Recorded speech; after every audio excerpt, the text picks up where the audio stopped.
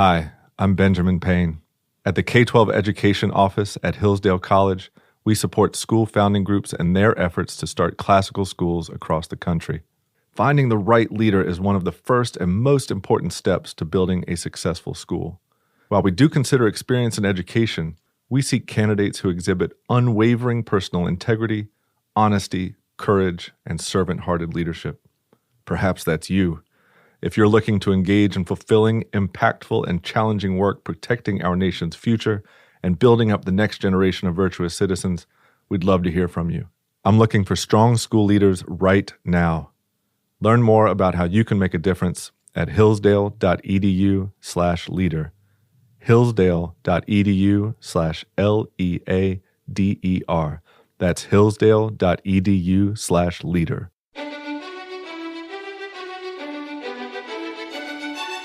Welcome to the Hillsdale College K-12 Classical Education Podcast, bringing you insight into classical education and its unique emphasis on human virtue and moral character, responsible citizenship, content-rich curricula, and teacher-led classrooms. Now your host, Scot Bertram.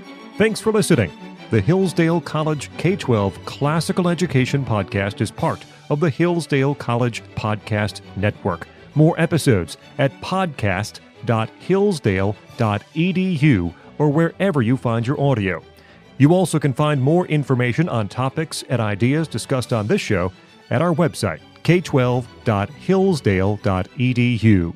We're joined by Dr. Kathleen O'Toole. She is Assistant Provost for K-12 Education at Hillsdale College. You can find more at k12.hillsdale.edu. Dr. O'Toole, thanks for joining us. Thanks for having me, Scott. Addressing and discussing the question today, is classical education political? And by the end, we'll have an answer.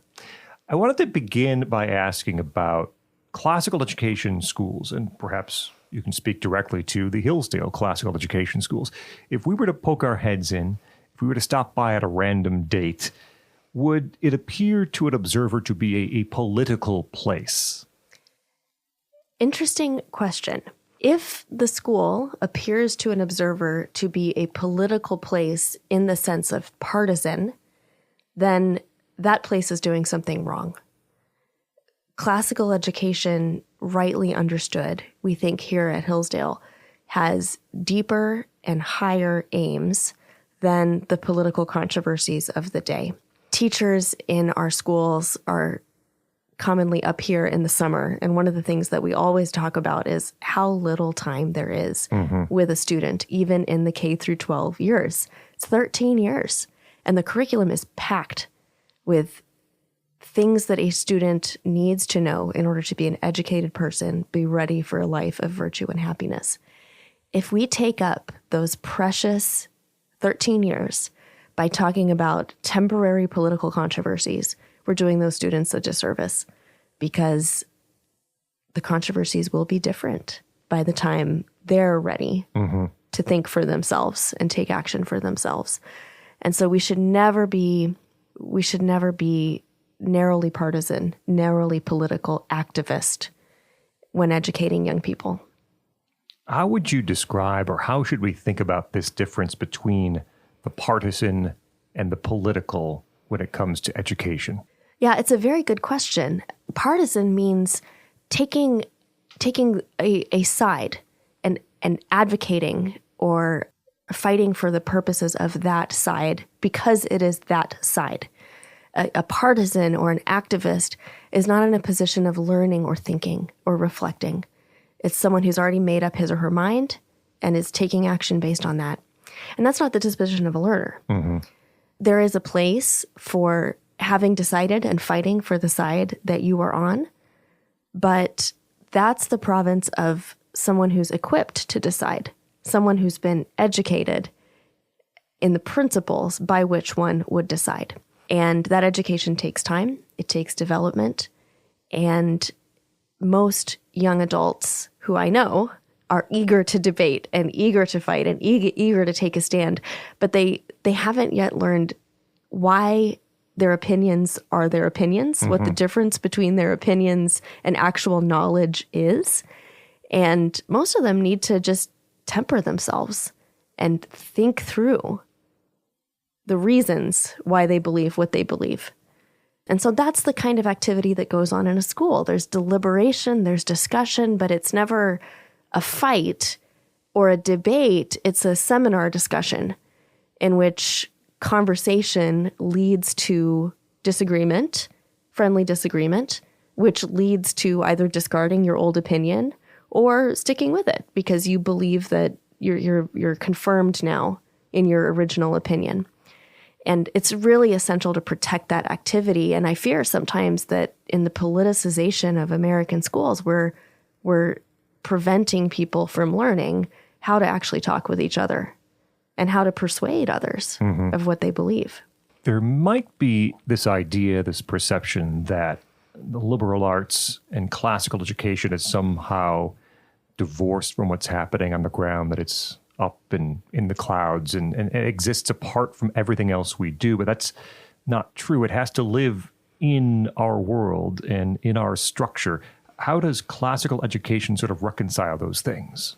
Yeah, that's right. So I think the question you're asking is about the relationship between a liberal education and the aims of a liberal education and the study of politics.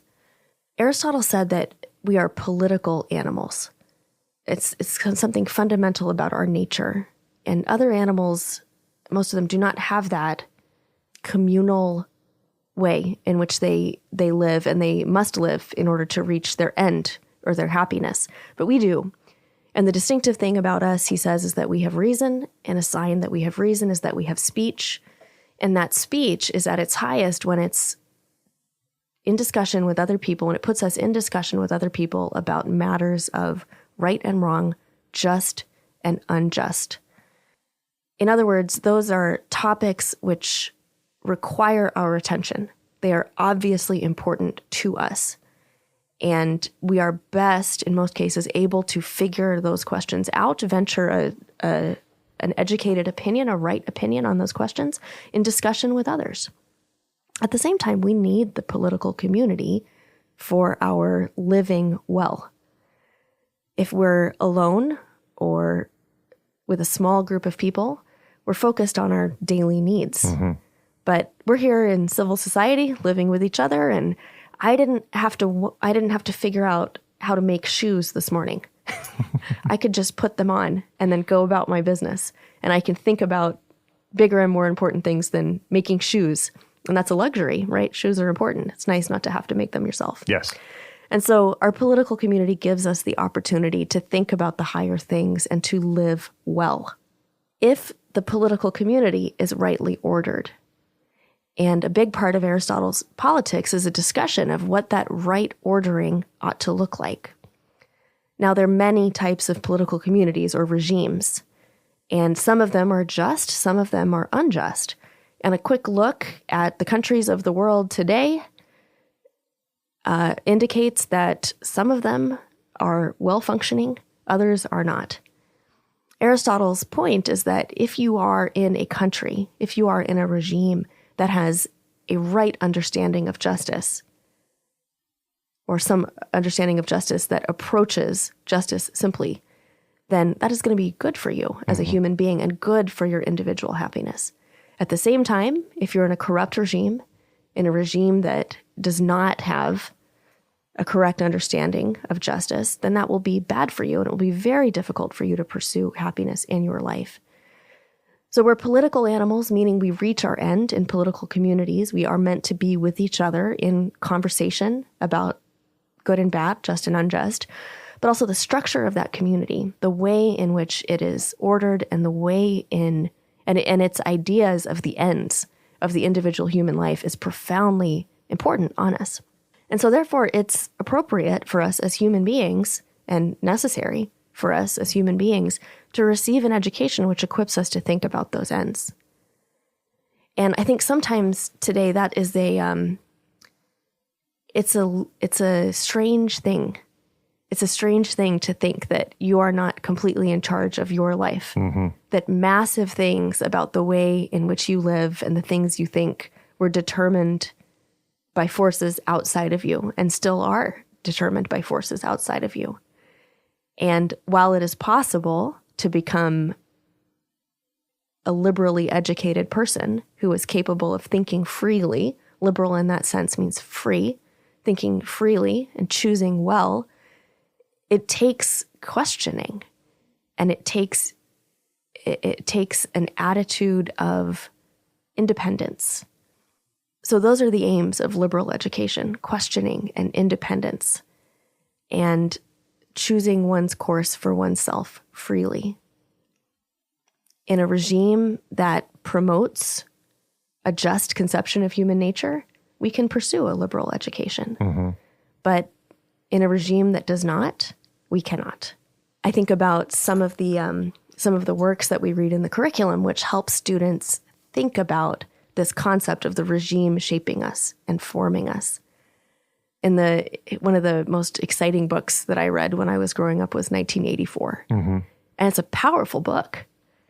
And it depicts a world in which people cannot think about something being bad because the regime has outlawed the word bad. Instead, it's ungood. And if it's really bad, then it's called double plus ungood. And so that's just a short snippet of the way in which that regime has limited the minds of the human beings within it and prevented liberal education from taking place, despite the personal virtue of someone as impressive as Winston, the protagonist. When you look at the nature of education today, how would addressing these questions and these ideas about what are the ends, how do we get there, what are our policies to reach those ends, how might they be different in a classical education than, say, other schools? Well, if you go to a Hillsdale-affiliated school and you receive a classical education there, you will receive an education that treats the subject of politics as a subject that is worthy of study. There are courses in the curriculum that are focused on this question of what is a regime, what is the relationship between the regime and individual happiness, and then how have philosophers over the ages thought about what that relationship ought to be? What are the different conceptions of justice that might animate a regime? And then you study in American government, the American regime, and the conception of justice and the structure of that regime, and the way in which the founders contemplated the relationship between the individual human being and the political community. So it's a profoundly political education. Mm-hmm. If what we mean by politics is the study of the individual good and the relationship of the individual in society. But it must never be a partisan education, because focusing overly on politics and debate and focusing overly on one conception of the regime, including the American regime, would prevent us from thinking deeply and having the opportunity to form our opinions well. Classical education is not merely about handing down a received wisdom. There's a lot of memorization in the curriculum when you're little, right? You memorize timelines, you memorize speeches, you memorize poetry, but you do that to train your mind. You don't memorize arguments, right? And it would be a mistake for us to force students or even encourage students inadvertently to memorize arguments. Mm-hmm. They have to think clearly so that they can make the arguments for themselves. And then if those arguments are true and persuasive, great. If they're not, then they should discard them and find new arguments. And if you're force-feeding students, you're preventing them from doing that thinking. And so it must never be force-feeding students. And an overly partisan education would be doing that. When does this sort of education begin in Hillsdale K-12, and how does it begin? Well, from the very earliest years, kindergarten, first grade, second grade, we're going to learn the grammar of a subject. And the grammar of the subject just means the content of it, basically. So when you learn the grammar of the human body, you learn the circulatory system and you learn the muscular system. And in order to understand a well-functioning human body, as you would need to if you were going to medical or school or something, you need to understand its parts, right? Okay, so if you're going to understand the parts of a human being, not physically, but the ends of a human being, you would need to understand something about the regime in which we live. And the way that that works for little ones is we talk about the American founding. We talk about the way in which America came to be, the difference between a monarchy and a republic. And as they get a little bit older, they learn that there's nuance to the American republic. A democracy and a republic are slightly different things. And within our American government, there's the House and there's the Senate. Presidents are elected a specific way. There's a Supreme Court that's set up a specific way. And so that's the grammar of the American regime. We're learning what the thing is, and we're learning why it was created the way it was created. But at the same time, we're learning about other non-democratic regimes. We're studying the history of China. We're studying the history of Europe. And we're seeing that the way that we have things set up here is not the only way that one might set it up. We study dictators in European history and elsewhere. And that sparks our imagination and gets us thinking, what would it be like to live in a regime where the people were not sovereign? Would that be better or worse? One of the best parts of my political education didn't actually happen in a politics class. It was in a class on Shakespeare's histories, where we read through each of the histories one by one. You learn an incredible amount about monarchy from reading Shakespeare. And what you learn is that when the king is good, it's actually a pretty good thing to live in a monarchy. But Henry V dies, and he's succeeded by Henry VI. And that guy's not quite as good. And things go downhill and pave the way for someone like Richard III, which is pretty rough. And so that experience through literature and that study through history of the political arrangements that human beings have come up with over time, and the ability to imagine what kind of human life one would have in those political arrangements equips one to be a thoughtful judge of one's own political situation over time. Earlier, we talked about Aristotle saying man is a political animal. We live in communities with other human beings. We live in a group of people to talk to and think with. That sounds a bit like a school structure, too. Is the way that K-12 classical education is structured also providing students with a very immediate example of what this means? Yeah, I mean, it's a funny thing that you say that. I mean, I went into school leadership after studying American politics and political philosophy for a very long time. It's all I had done before, really. And so, of course, I was going to think of the school as a little polis. But it is a little polis, you know? It's a group of people coming together to pursue the highest end, which is learning. And the things that you regard as important as a school have a transformative effect on the students and their thoughts about learning. So think about the difference for a child between going to a school that praises getting good grades highest of all. I once saw a school where every student who got 100% on a test the previous week stood up in an assembly on Monday of the following week. And so what does that teach you if you're little? The best thing is to be perfect on your assignments. And so what do? You listen to everything the teacher says and you copy it back.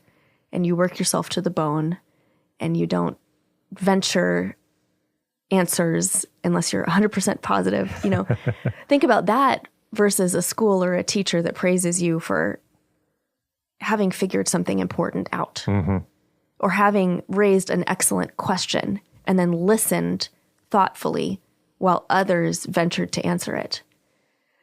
And so all kinds of little subtleties like that are present in the work of a teacher, the present in the work of the school's headmaster. And so you are kind of painting for the students and the teachers in the school a picture of what justice is like, what education is like, what we should be seeking in your little way. I mean, you have maybe 600 people you're thinking about, but the force that you have, the impact that you have on them, positive or negative, is profound. Dr. Kathleen O'Toole, Assistant Provost for K-12 Education at Hillsdale College. You can find more at k12.hillsdale.edu. Thank you for joining us here on the Hillsdale College K-12 Classical Education Podcast. I'm Scot Bertram. We invite you to like us on Facebook. Search for Hillsdale College K-12 Classical Education. You also can follow us on Instagram at Hillsdale_K12. Hillsdale_K12 on Instagram. Thank you for listening to the Hillsdale College K-12 Classical Education Podcast, part of the Hillsdale College Podcast Network. More episodes at podcast.hillsdale.edu or wherever you find your audio.